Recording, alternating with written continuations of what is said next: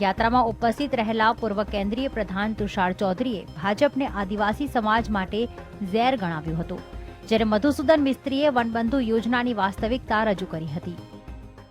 આપણે બજાર કરવા જઈએ તો એ દરેક વસ્તુ આપણે પૂછીને, ચાખીને, પહેરીને, પારખીને લઈએ છીએ, પણ આપણે ઉંદર મારવાની દવા લેવા જઈએ એને કોઈ દિવસ ચાખીએ જ ખરા?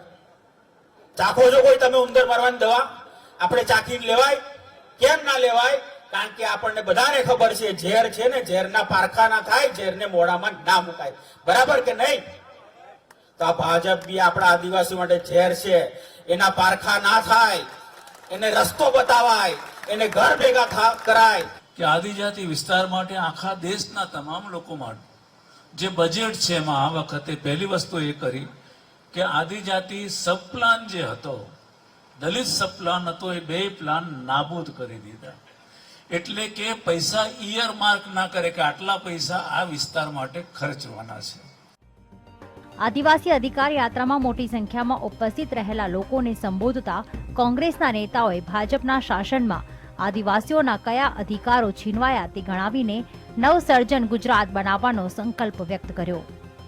કેમેરામેન સુરેશ રાજપૂત અને જયમીન વ્યાસ સાથે મલ્હાર વોરા, GSTV, અંબાજી.